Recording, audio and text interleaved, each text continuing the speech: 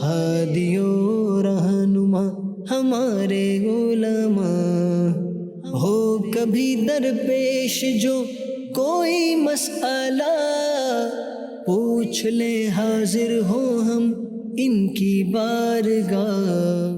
الحمد للہ رب العالمین والصلاة والسلام علی سید المرسلین، اما بعد فاعوذ باللہ من الشیطان الرجیم، بسم اللہ الرحمن الرحیم۔ الصلاة والسلام علیک یا رسول اللہ، الصلاة والسلام علیک یا حبیب اللہ، الصلاة والسلام علیک یا نبی اللہ، وعلی آلک واصحابک یا نور اللہ۔ مدنی چینل کے ناظرین، الحمدللہ مدنی چینل کی نشریات راؤنڈ دی کلاک چل رہی ہوتی ہے اور ایک سے بڑھ کر ایک سلسلہ آ رہا ہوتا ہے۔ ہر سلسلہ ہی اللہ رسول کی باتوں پر مشتمل ہوتا ہے، لیکن بعض سلسلے ایسے ہیں کہ جن میں بالخصوص علم دین سیکھنے کا زیادہ موقع ملتا ہے، جائز ناجائز، حلال حرام اور دین اسلام کی جو بیسکس ہیں اس کی معلومات ہمیں پتہ چلتی ہے۔ الحمدللہ دارالافتاء اہل سنت کے ساتھ حاضر ہیں مفتی محمد حسان عطاری مدظل العالی، ہمارے ساتھ تشریف فرما ہے۔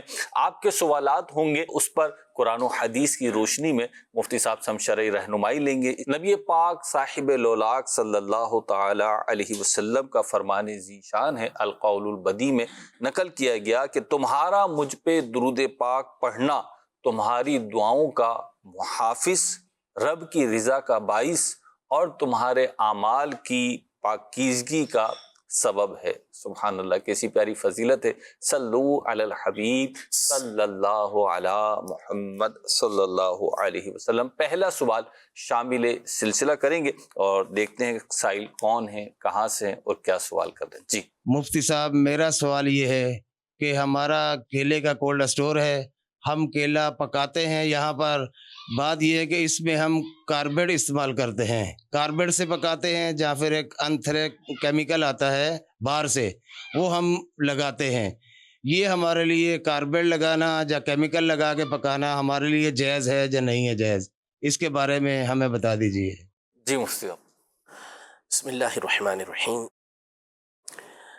آج کل تو جتنے بھی پھل ہوتے ہیں، جی چاہے یہ کیلے کے حوالے سے ہم نے گفتگو کی یا کوئی اور پھل ہوں، جی، آم ہوتے ہیں یہ یا آم کی تو پیٹیوں میں گھروں میں بھی ہم دیکھتے ہیں وہ۔ جی، اسی طریقے سے عمومی طور پر جو بازار میں پکے ہوئے آم آ رہے ہوتے ہیں ان کو پکانا یہ کاربیڈ کے ذریعے ہی ہوتا ہے، صحیح، یا یہی کیمیکل لگا کے اسے پکاتے ہیں۔ ٹھیک، اس میں ظاہر ہے کہ ایک تو ان کا اپنا مسئلہ یہ ہوتا ہے کہ اتنی تاخیر یہ کر نہیں سکتے، صحیح ہے، اور اتنا صبر یہ نہیں کر سکتے کہ اس کو درخت پر ہی پکنے دیں اور پکنے کے بعد پھر بازار میں لائیں۔ دوسرا یہ کہ جو ہے وہ کمپٹیشن ہوتا ہے اور ڈیمانڈ ہوتی ہے عوام کی طرف سے، تو بھی یہ چیزیں ان لوگوں کو ظاہر ہے کہ ابھارتی ہیں کہ جلد سے جلد انوالو ہو ہی یہ جاتے لے کر آئیں۔ تو شرعی اعتبار سے تو ظاہر ہے کہ اس میں یوں کوئی گناہ نہیں ہے کہ اس طرح کاربیڈ کے ذریعے یا کسی اور کیمیکل کے ذریعے، جبکہ اس میں کوئی ناجائز و حرام چیز استعمال نہ کی گئی ہو، تو اس کے ذریعے سے پھل کو جلدی پکا لینے میں کوئی مسئلہ نہیں ہے، یعنی شرعی اعتبار سے مسئلہ نہیں ہے کہ اسے بیچیں گے تو بیچنا جائز، اس پہ جو رقم ملے گی وہ بھی حلال ہوگی، لیکن ظاہر ہے کہ اس کے طبی نقصانات تو کچھ نہ کچھ ضرور ہوں گے۔ اب ہم اس پر کسی کو یوں بھی باؤنڈ نہیں کر سکتے کہ جی آپ اپنے درختوں پر ہی اس پھلوں کو رہنے دیں یہاں تک کہ وہ جو قدرتی طریقہ کار ہے اس کے مطابق پکیں اور پھر اس کے بعد آپ اسے بازار میں لے کر آئیں، لیکن اگر کوئی ایسا کرتا ہے تو یہ زیادہ بہتر ہوگا، اور ظاہر ہے کہ اس کی جو پھل کی کوالٹی ہوگی وہ اس کے مقابلے میں زیادہ اچھی ہوگی، زیادہ بہتر ہوگی اور مفید بھی ہوگی لوگوں کے لیے بنسبت اس پھل کے کہ جو کاربیڈ کے ذریعے یا کیمیکل وغیرہ کے ذریعے پکایا گیا ہو۔ تو یہ تو بہرحال جائز صورت ہے۔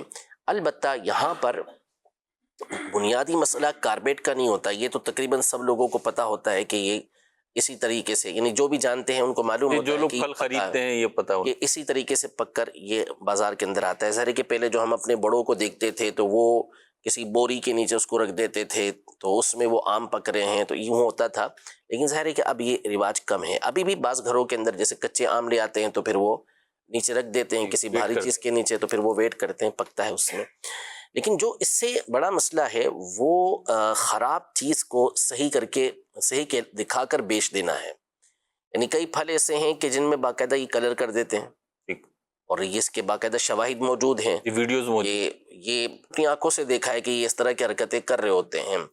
تو یہ ایک ظاہر سی بات ہے کہ بالکل غلط چیز ہو جائے گی. اس کی تو کسی صورت بھی اجازت نہیں ملے گی کہ ایک چیز ایسی ہے کہ جس کا جو ہے وہ کلر ہی وہ نہیں اور آپ نے اس کو کلر کر کے سامنے والے کو دھوکہ دے دیا. اسی طرح اور بہت سارے معاملات یہ کرتے ہیں کہ جو پھل خراب سا ہوتا ہے اس پہ کوئی چیز داغ وغیرہ لگا ہوا ہے یا نرم پڑ گیا وہاں سے کچھ خراب ہو گیا تو اس کے اوپر اسٹیکر چپکا دیں گے. تو یہ جو دھوکہ دہی کرتے ہیں اس کی شرعاً اجازت نہیں ہے. ایسا کریں گے تو بہرحال گناہ گار ہوں گے. تو ان چیزوں سے بچنا بھی یہ ضروری ہے. باقی اگر کاربیٹ کے بغیر آپ پکا کے درختوں پر ہی پکا کر اسے بیچتے ہیں تو بیچنا اچھی بات ہے اور اس کے ذریعے سے زیادہ انشاءاللہ فائدہ بھی ہوگا. لیکن بہرحال اگر کوئی کاربیٹ کے ذریعے پکاتا ہے یا کسی اور کیمیکل کے ذریعے پکاتا ہے اور اس میں کوئی ناجائز و حرام چیز ملی بھی نہیں ہوتی تو اس میں کوئی حرج نہیں ہے کہ اس کے ذریعے پکا کے اسے بیچ سکتے ہیں. ٹھیک ہے. مجھ سے کیمیکل کی بات آئی تو ایک سوال لگے ہاتھوں ایک یہ بھی بنتا ہے کہ دودھ والے جو ہیں یہ ڈیری کا جو کام کرنے والے ہیں دودھ بعض اوقات دکانوں میں بالخصوص گرمیوں کے ایام میں پھٹ جاتا ہے. ہمارے یہاں پھٹنا ہی کہتے ہیں دودھ پھٹ گیا ہے تو اس میں ایک کیمیکل آتا ہے پارا. ایک تو پارا ہوتا ہے مرکری وہ نہیں ایک الگ سے کیمیکل آتا ہے جس کو مرکری ہی کہتے ہیں تو وہ ملاتے ہیں تو دودھ جو پھٹا ہوا ہوتا ہے وہ سیٹ ہو جاتا ہے. تو اب اس کا بیچنا خریدنا کیا اگر وہ واقعی اور وہ صحت کے لیے شدید نقصان دہ ظاہر ہے کہ پھر تو غلط ہی ہوگا نا. اور یہ واللہ عالم مجھے تو فرسٹ ٹائم پتہ چلا یہ آپ بتا رہے ہیں کس طرح ہوتا ہے.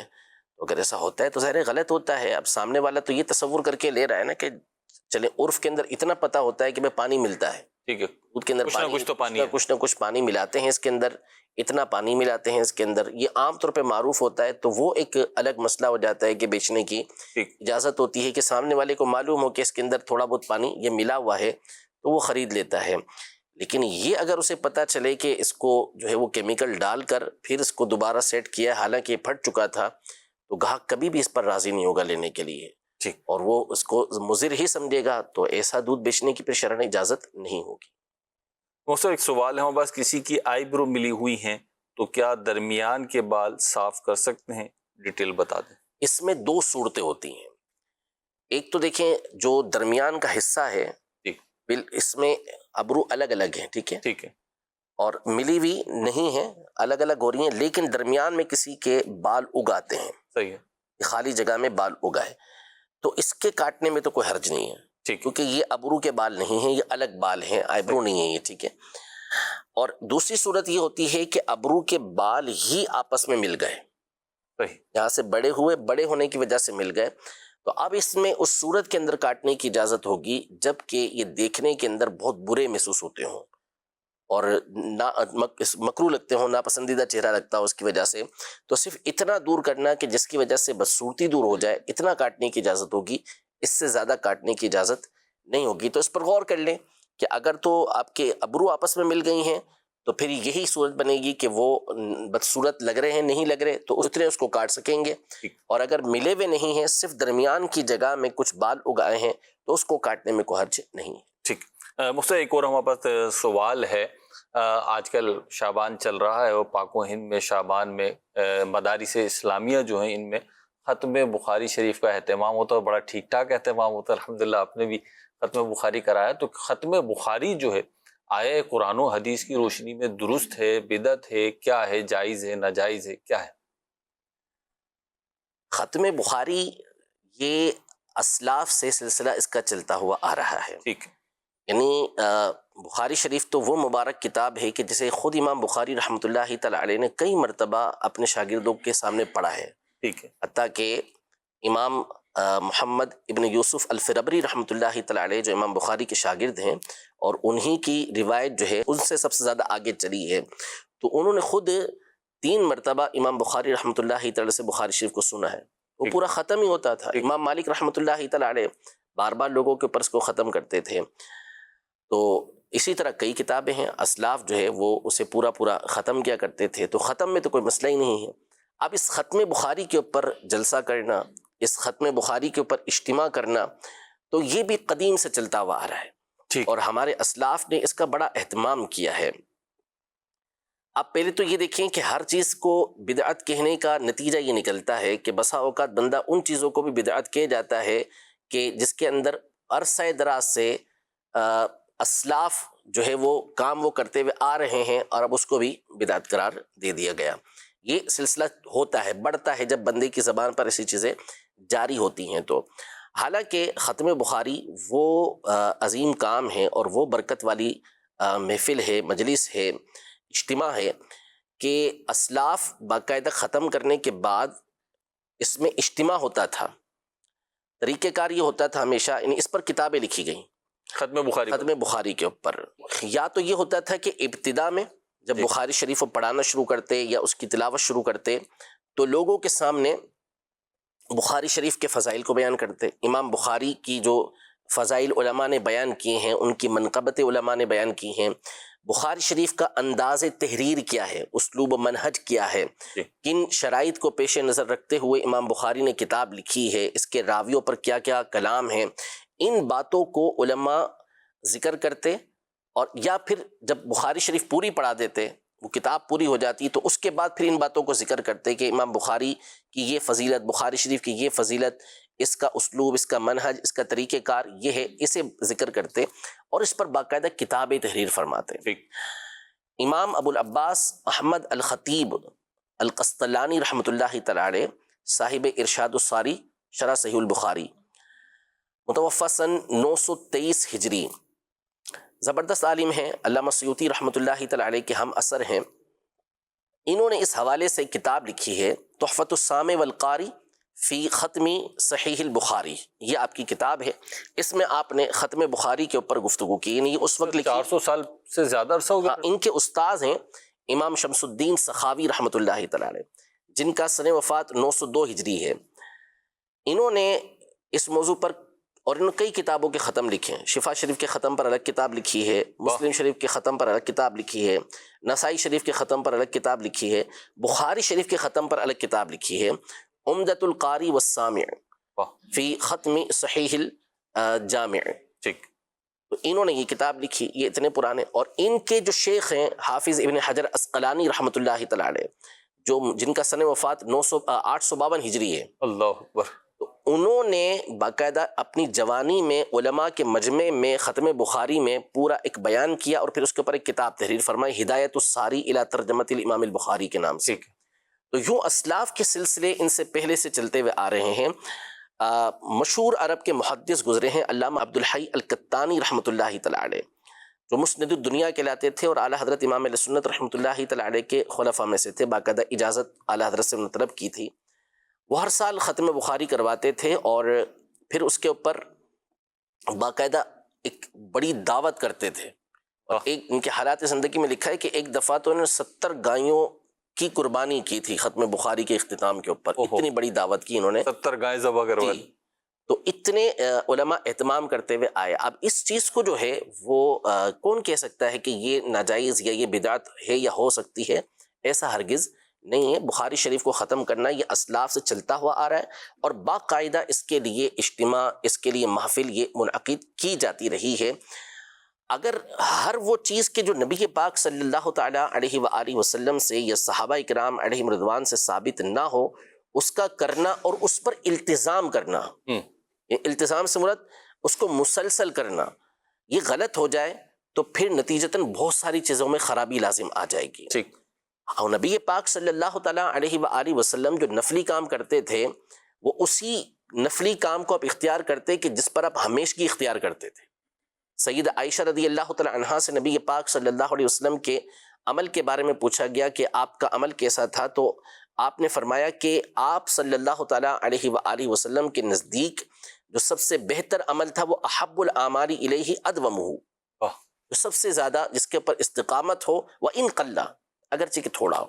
تو مستحب پر جو التزام ہے یعنی مسلسل اس کو کرنا ہے، اس شریعت مطہرہ کو مطلوب ہے، پسندیدہ ہے کہ اس کے اوپر ہمیشگی اختیار کی جائے.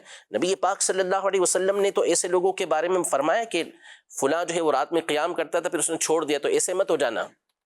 نفلی قیام تو یعنی جس کام کو اختیار کیا تو کام وہ اختیار کریں کہ جو آپ کر سکتے ہیں اور پھر اس پر ہمیشگی اختیار کریں. تو یہ نہیں ہوتا. نفلی کام یہ کرنا بالکل ٹھیک ہوتا ہے، ہمیشگی کے ساتھ اسے کرنا بالکل ٹھیک ہوتا ہے. ہاں البتہ کسی مقام پر اگر کوئی اسے فرض و واجب سمجھے تو پھر اس کا طریقہ کار یہ ہوتا ہے کہ اس میں وضاحت کر دی جائے کوئی فرض و واجب نہیں ہے. ٹھیک ہے. اور یعنی کوئی سمجھے، حالانکہ کوئی بھی نہیں سمجھتا. عموماً تو جو ختم بخاری کا جلسہ ہوتا ہے، مجلس اجتماع ہوتا ہے، اس میں علماء ہوتے ہیں، اس میں طلباء ہوتے ہیں، سب کو معلوم ہے کہ یہ ایک مستحب عمل ہے، اچھا عمل ہے. کوئی بھی اس کو فرض و واجب نہیں سمجھ رہا ہوتا. اور بالفرض اگر سمجھ رہا ہو تو اس کا مطلب یہ نہیں ہوتا کہ اس کام کو ختم کر دیا جائے، بلکہ اس کام کے بارے میں بتا دیا جائے کہ اس کا درجہ استحباب کا، مستحب ہونے کا ہے. کوئی بھی اس کو فرض و واجب نہیں سمجھتا. تو ایسا نہیں ہے کہ نبی پاک صلی اللہ تعالیٰ علیہ وسلم سے جو عمل ثابت نہ ہو اس کا کرنا ہی غلط ہو جائے، صحابہ کا کرنا نہ ثابت ہو تو وہ غلط ہو جائے، ایسا بھی نہیں ہے.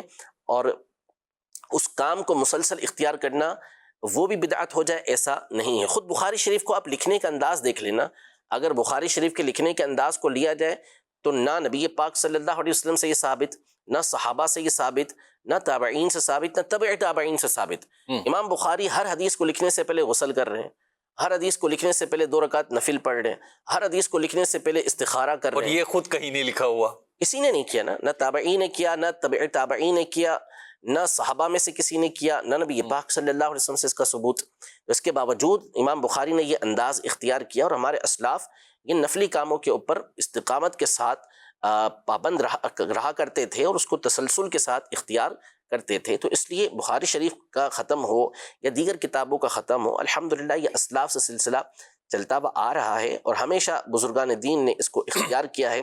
تو اس کے جلسے میں، اس کے اجتماع میں، اس کی محفل منعقد کرنے میں کوئی حرج نہیں ہے. سبحان اللہ. صاحب آپ نے بڑا بریفلی جواب دیا ہے ہمارے سوال کا. میں چاہوں گا کہ ایک بات کی اور اگر مختصر سی آپ وضاحت فرما دیں، اگرچہ سوال کے ضمن میں تو آیا، لیکن جو بخاری شریف کا ختم کر رہے ہیں، آپ نے تو پیچھے بیان کیا کہ شفا شریف کے ختم پہ بھی کتاب لکھی، دیگر ختموں پہ بھی کتاب لکھی گئی ہے. اس کا ایک بنیادی مقصد کیا ہوتا ہے؟ اگر میں یہ سوال اس لیے عرض کر رہا ہوں کہ بعض اوقات ہوتا ہے کہ ایسا فیل ہو رہا ہوتا ہے کہ شاید ہم غیر ضروری کام کر رہے ہیں، امت کو جن کاموں کی ضرورت ہے شاید اس طرف نہیں ہے اور اس سے اہم کام چھوڑ رہے ہیں. تو ان کے کیا مقاصد ہوتے ہیں؟ یعنی کون سا اہم کام چھوڑ رہے ہیں اس کی وجہ سے وہ بتا دیا جائے نا. تو ٹھیک ہے، اگر اس کی وجہ سے وہ اہم کام چھوٹ رہا ہے جو اس سے زیادہ اہم ہے تو اس کی نشاندہی کر دی جائے. صحیح. 50 قسم کے دیگر معاملات ہو رہے ہوتے ہیں تو اس سے اہم کام دوسرے موجود ہوتے ہیں. ایسا ہی یہ ختم کرنے کا جو مقصد ہوتا ہے، ایک تو دیکھیں برکات ہوتی ہیں. پوری کتاب جو لکھی گئی وہ کیوں لکھی گئی؟ اسی لیے لکھی گئی کہ تاکہ لوگ اس کو پڑھیں، اس کے ذریعے سے نصیحتیں حاصل کریں، اپنی زندگی کو سنواریں، نبی پاک صلی اللہ علیہ وسلم کی سیرت و آپ کی سنتوں پر عمل پیرا ہوں. تو یہ پورا پڑھنے پر یہی مقاصد اصل ہوتے ہیں. اور پھر آخر کے اندر اس کی برکات کو حاصل کرنے کے لیے اور اس کی جو اللہ تبارک و تعالیٰ نے یہ توفیق عطا فرمائی ہے اس کا شکر ادا کرنے کے لیے اس اجتماع کو منعقد کیا جاتا ہے. اور اس میں بھی ظاہر ہے کہ اللہ پاک کی فرما برداری والے کام ہی کیے جاتے ہیں، کوئی نافرمانی والا کام نہیں کیا جاتا. اور اللہ پاک کی فرما برداری سے بڑھ کر کون سا کام ہے؟ اہم ہے، وہ سب سے بڑھ کر اہم کام ہے. تو اس کے ذریعے سے نعوذ باللہ اگر کوئی اللہ پاک کی نافرمانی ہو رہی ہو تو پھر اسے واضح کیا جائے، حالانکہ ایسا کچھ بھی نہیں ہے. اور اہم فالاہم اپنی جگہ پر ہوتا ہے، لیکن ظاہر ہے کہ ایک سلسلہ چلتا ہوا اسلاف سے آ رہا ہے تو وہ اہم تو ہے نا. آپ یہ تو نہیں کہہ سکتے کہ یہ اہم نہیں ہے، اہم تو ہے، اہمیت کا حامل تو ہے. اس سے ترغیب ملتی ہے لوگوں کو علم دین کی طرف آنے کی، نبی پاک صلی اللہ تعالیٰ علیہ وسلم کی سنت پر عمل کی ترغیب حاصل ہوتی ہے، ان کو نبی پاک صلی اللہ علیہ وسلم کی سیرت کو پڑھنے کی ترغیب حاصل ہوتی ہے. اس سے بڑھ کر اہمیت کیا ہوگی؟ ٹھیک، ماشاءاللہ. مفتی صاحب نے کافی بریفلی بیان کیا، اور کیونکہ ختم بخاری کی بات چلی ہے، اس کے جواز، عدم جواز اور پھر اس کی برکتیں، اس کے مقاصد بیان ہوئے ہیں، تو ممکن ہے مدنی چینل کے بہت سارے ناظرین ایسے بھی ہوں کہ شاید جنہیں نہ پتا کہ ختم بخاری کیا ہوتا ہے. کچھ ہی دنوں پہلے مدنی چینل پر دکھایا گیا الحمدللہ جامعۃ المدینہ کے ذریعے جو لوگ درس نظامی کرتے ہیں ان کی ختم بخاری یہاں عالمی مدنی مرکز فیضان مدینہ میں منعقد ہوئی. شیخ طریقت امیر اہل سنت بھی موجود تھے، مفتی حسان صاحب مدظل العالی بھی موجود تھے. تو وہ ضرور دیکھیں کیسا پر رونق اجتماع تھا، کیسا روحانی اجتماع تھا، اور کیسا یعنی ایسا فیل ہو رہا تھا ایک روحانیت اور ایک جو دینداری ہوتی ہے اس کی برکتیں ہوتی ہیں. کتنے ہی لوگوں کا ذہن بنتا ہے کہ ہم عالم دین بن جائیں، ہم اپنے بچوں کو کرا دیں اس اجتماع کو دیکھ کے. تو آپ بھی ضرور دیکھ لیجئے گا، یوٹیوب پہ بھی موجود ہے، فیس بک پہ بھی موجود ہے. اگلا سوال شامل سلسلہ کریں گے. کون ہیں جی، کہاں سے ہیں، کیا سوال کر رہے ہیں؟ کے حساب سے عرض ہے کہ آج ایک شخص کہہ رہا تھا کہ کوئی بھی چیز بیچیں تو اس میں نفع جو ہے وہ آٹے میں نمک کے برابر لینا چاہیے، یا مطلب کوئی زیادہ نفع نہیں لینا چاہیے. تو اور یہ کہہ رہا تھا جو مطلب زیادہ نفع لیتے ہیں یا بہت زیادہ نفع لیتے ہیں کسی چیز پر تو یہ گناہ ہے. تو کیا یہ واقعی زیادہ نفع لینا گناہ ہے؟ اس کے بارے میں وضاحت فرماتے ہیں. نہیں، ایسا نہیں ہے کہ نفع کی کوئی مقدار شریعت کی طرف سے یوں مقرر کر دی گئی ہو کہ آپ اتنا ہی لے سکتے ہیں، اس سے زیادہ نہیں لے سکتے، یا آٹے میں نمک کے برابر ہی لینا ہے، اس سے اوپر لیں گے تو کوئی گناہ گار ہو جائیں گے یا لینا غلط ہو جائے گا. تو ایسا نہیں، نفع جو مقرر کر سکتے ہیں چاہے لے سکتے ہیں. حتیٰ کہ فقہاء کرام نے یہاں تک لکھا کہ کاغذ کا ایک ٹکڑا 1000 کے بدلے بھی بیچا جا سکتا ہے. ٹھیک ہے. تو اصل مسئلہ یہ ہے، چند چیزیں یہاں پر ہیں کہ ایک تو جو چیز آپ بیچ رہے ہیں وہ چیز ٹھیک ہو، صحیح، اور بیچتے ہوئے دھوکہ دہی سے کام نہ لیں. ٹھیک، کہ سامنے والے کو علم نہیں اور آپ نے اس کو دھوکہ دہی کے ساتھ ایک خراب چیز بہت زیادہ مہنگی دے دی اور اس کے سامنے یہ شو کیا کہ مارکیٹ ویلیو اس کی یہی ہے. تو ایسا نہ ہو کہ سامنے والا دھوکے کے اندر آیا ہوا اور آپ نے اس سے جھوٹ بولا، دھوکہ دیا، اس طرح کا معاملہ یہ نہیں ہونا چاہیے. نمبر 2 یہاں پر یہ ہے کہ اگرچہ کہ شریعت مطہرہ اس بات کی اجازت دیتی ہے کہ آپ کی جو چیز ہے اسے آپ اچھے نفع کے ساتھ بیچ سکتے ہیں، ٹھیک ہے، لیکن جو اسلام ہے اس کا ایک بنیادی مقصد جو ہے وہ لوگوں کے دلوں کو آپس میں ملانا ہے، آپس میں دل ملے ہوئے رہیں. اور اسلام یہ لوگوں کے لیے آسانی پیدا کرنے کا حکم دیتا ہے. نبی پاک صلی اللہ تعالیٰ علیہ وسلم نے فرمایا کہ یسروا ولا تعسروا، آسانیاں پیدا کرو، مشکلات کو پیدا نہ کرو. تو اب آپ ایک چیز ہے کہ جو آپ کو اچھا بھلا اس پہ نفع مل جاتا ہے، لیکن آپ اپنی حرص کی وجہ سے، اپنی لالچ کی وجہ سے اس چیز کو لوگوں کو مہنگا دینا شروع کر دیتے ہیں، جس کی وجہ سے کئی لوگ جو ہے وہ آزمائش کے اندر، مشکل کے اندر، پریشانی کے اندر آ جاتے ہیں. بہت سو کی قوت خرید ہی اتنی نہیں ہو پاتی کہ وہ چیز اسے وہ خرید لیں. جیسے فروٹ ہیں آج کل، جی، تو اب ایک بڑی تعداد ہے کہ وہ فروٹ کو خریدنے کی قوت نہیں رکھتے جی، کہ اتنے مہنگے اسے کر دیے گئے. تو اب جو ایسے افراد ہیں ان کی رسائی بھی ان چیزوں تک نہیں ہو پاتی. یہ تو چلے ایک بات ہو گئی. اس کے علاوہ جو بنیادی غذائیں ہیں کھانے کی، وہ بھی بعض اوقات اتنی مہنگی بیچی جا رہی ہوتی ہیں کہ لوگوں کو ان کو خریدنا یہ بہت مشکل ہو جاتا ہے. تو تھوڑا سا اس حوالے سے ہر ایک کو غور کرنا چاہیے کہ اسلام کے جو مقاصد ہیں وہ یہی ہیں کہ لوگوں کے لیے آسانیوں کو پیدا کیا جائے. تو آپ پھر اس کو دیکھ لیں کہ ایسے افراد جو آپ کے پاس آتے ہیں کہ جو اتنی قوت خرید نہیں رکھتے، تو پھر آپ ان کو اتنے دام میں دیں کہ وہ خرید سکیں. یہ نہیں ہے کہ آپ نے اپنی دکان پر ایک چیز کا ریٹ رکھ لیا 500 روپے، 1000 روپے، 2000 روپے. اب جو بندہ آ رہا ہے ایک تو خرید سکتا ہے، دوسرا بندہ آتا ہے تو آپ نے بس چونکہ لکھ کے لگا دیا ہے یا آپ نے مقرر کر دیا تو بس میں کم نہیں کر سکتے. تو ایسا نہیں ہونا چاہیے. یعنی ایک ہی دام ہے تو ایسا نہیں ہے، کوئی وحی تھوڑی ہے، وہ قرآن و سنت تھوڑی ہے کہ جو ایک ہی دام آپ نے لکھ دیا ہے تو اب وہ چینج نہیں ہوگا. تو یہ تو چینج ہو سکتا ہے نا. تو ایسے افراد کو امیر علیہ سنت تو یہاں تک ترغیب دلاتے ہیں کہ جس کی آپ مفت میں مدد کر سکتے ہیں اسے مفت دیں. سادات کرام آپ کے پاس آتے ہیں، سید زادے آتے ہیں، تو ان کو آپ کم قیمت پر دیں، مفت دے سکتے ہیں ان کو مفت. بعض لوگوں کو دیکھا ہے دکاندار کو، اگرچہ تعداد شاید کم ہوگی لیکن ان کا ایک نارمل ریٹ الگ ہوتا ہے. لیکن اگر وہ فیل کرتے ہیں نا کسی جگہ پہ کہ یہ افورڈ نہیں کر پا رہا یا چیز محض اس لیے چھوڑ رہا ہے کہ اس کے پاس رقم کم ہے، تو میرا اپنا آنکھوں دیکھا بھی مشاہدہ ہے کہ وہ چھوڑ دیتے ہیں. اور جو آپ نے بات کی بالکل ایسا ہی ہے. دیکھیں اچھے لوگوں کہتے ہیں نا کہ اچھے لوگوں سے یہ دنیا قائم ہے. جی جی، تو ایسا نہیں ہے کہ سارے کوئی معاشرے کے اندر ظالم بنے ہوئے ہوں اور دھتکار دیتے ہوں. ایسا نہیں. ظاہر سی بات ہے کہ اچھے لوگ ہر مقام پر ہوتے ہیں اور غریبوں کی مدد کرنے والے بھی ہوتے ہیں، اچھا کام کرنے والے بھی ہوتے ہیں. تو ان کو تو ظاہر سی بات ہے کہ اپریشیٹ ہی کیا جائے گا اور ان کی تو حوصلہ افزائی کی جائے گی. لیکن ایک جنرلی بات ہم یہ کر رہے ہیں کہ ہر ایک کو ایسا کرنا چاہیے. تیسرا یہ کہ جیسے آٹے کی بات چلی، چونکہ آٹے میں نمک کی بات ہوئی، تو جو غذائیں ہوتی ہیں ان میں بعض اوقات یہ ذخیرہ اندوزی کی صورت بن سکتی ہے. وہ پھر ایک الگ اس کی ڈیٹیل ہے. تو اگر ذخیرہ اندوزی کی صورت ہوتی ہے تو پھر وہاں پر گناہ بھی ہوگا، اس کی شرعاً پھر اجازت نہیں ہوگی. اللہ پاک ہمیں مسلمانوں کو سہولتیں دینے والا بنائے اور ہمیں بھی اللہ پاک دنیا میں بھی عافیت کے ساتھ زندگی گزارنے کی سعادت نصیب فرمائے اور آخرت میں بھی عافیت سے رکھے. بہت سارے میسیجز ہیں میرے سامنے. مختلف ایک سوال ہے کہ دعا ربنا آتینا فی الدنیا جب نماز میں پڑھنا ہو تو اس سے پہلے اللہم ملانے ہیں کہ نہیں ملانی؟ ملانا ہے.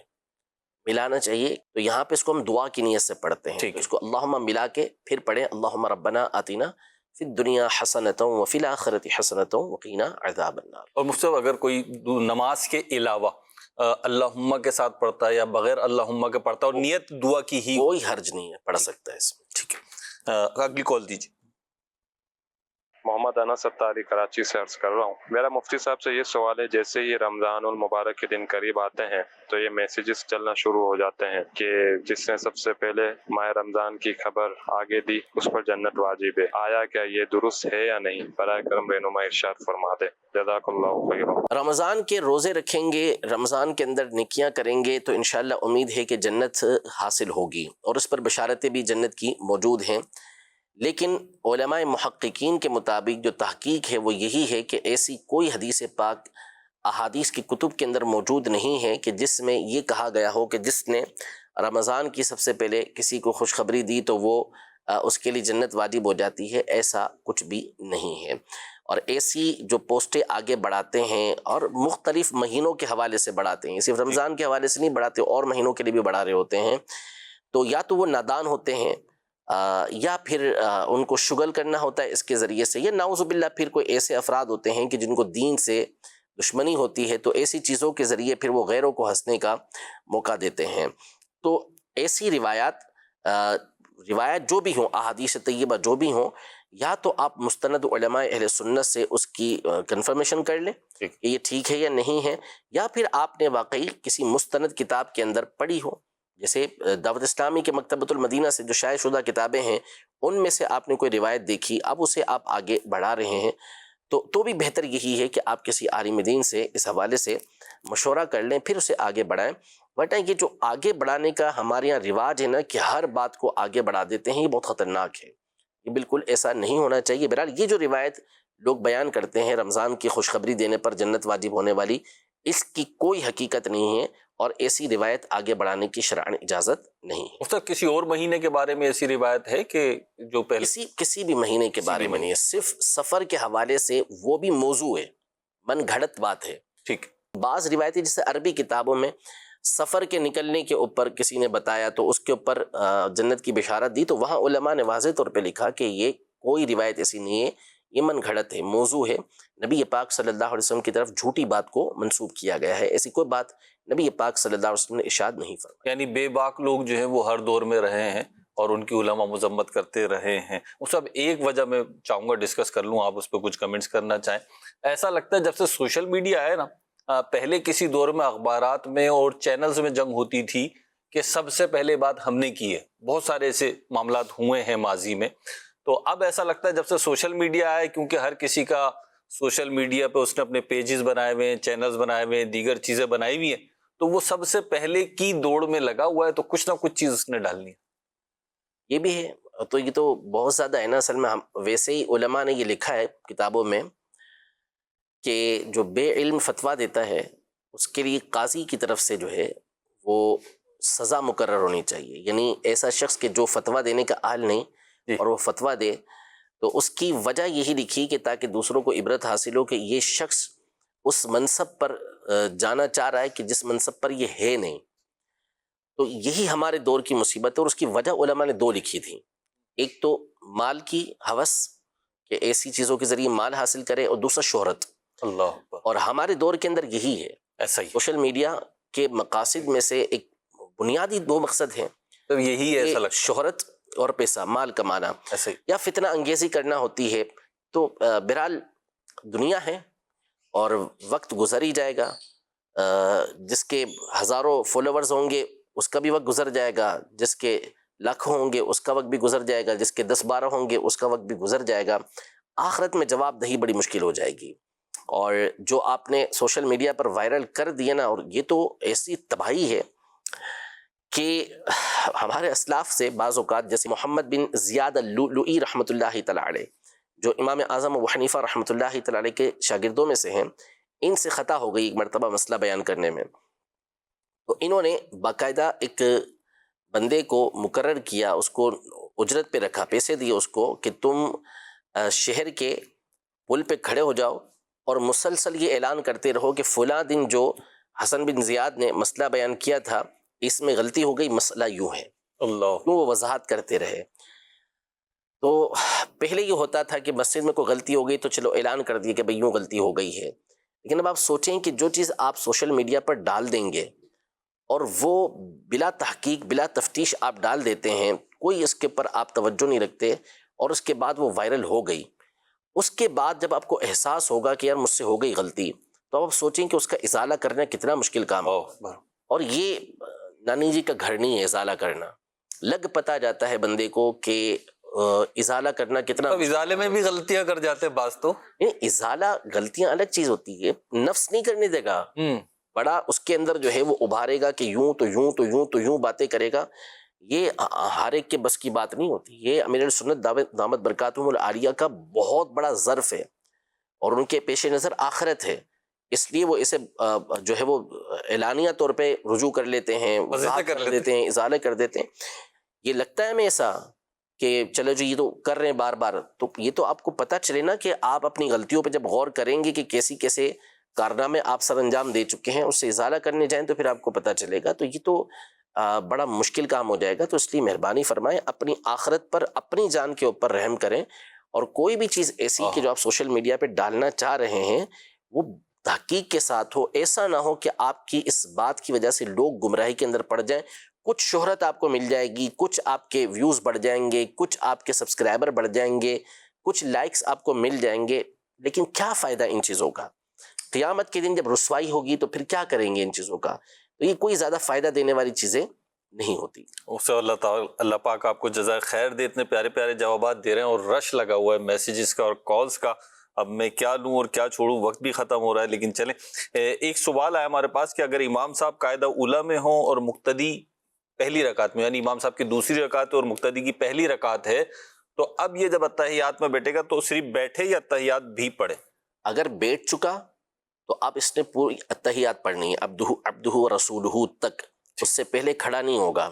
ٹھیک ہے، یعنی اگر بیٹھا اور اس کے بیٹھتے ہی امام صاحب کھڑے بھی ہو گئے تو بھی اس پر لازم ہے کہ اب اس نے اتحیات عبدہ و رسولہ تک پڑھنی ہے، پھر اس کے بعد اس نے کھڑا ہونا ہے. ٹھیک ہے، خاموش نہیں رہے گا بلکہ اتحیات پڑھے گا. ٹھیک ہے مفتی، ایک سوال ہے کہ خطاطی میں بعض اوقات انہوں نے تو ایک ہی لفظ پوچھا، اس میں جلالت کا پوچھا ہے. خطاطی جب ہوتی ہے بعض اوقات پینٹنگز وغیرہ بناتے ہیں ٹکڑے، تو اس میں اللہ کا جو الف ہے وہ بجائے ابتدا کے بیچ میں آیا ہوا ہوتا ہے، لام کے بعد آ رہا ہوتا ہے، تو آیا اس کی اجازت ہے؟ الگ الگ صورتیں ہوتی ہیں. بعض صورتوں میں معلوم ہوتا ہے کہ بھئی یہ اس انداز میں جو لکھا گیا ہے یہ اللہ کا نام لکھا گیا ہے، جس سے پتہ چل رہا ہوتا ہے، تو اس کی تو بہرحال اجازت ہوگی. لیکن بعض اوقات اس انداز میں لکھ دیا جاتا ہے کہ پڑھنا مشکل ہو جاتا ہے خطاطی بناتے بناتے، وہ پھر علماء کو دکھا کر ہی اس کو اوکے کیا جائے، ورنہ ہر جو انداز ہے لکھنے کا وہ اوکے نہیں ہو سکتا. وہ سب ایک چیز کا اور وضاحت فرما دیجیے گا. ایک جگہ دیکھا میں نے خطاطی تھی تو اس میں کلمہ شریف لا الہ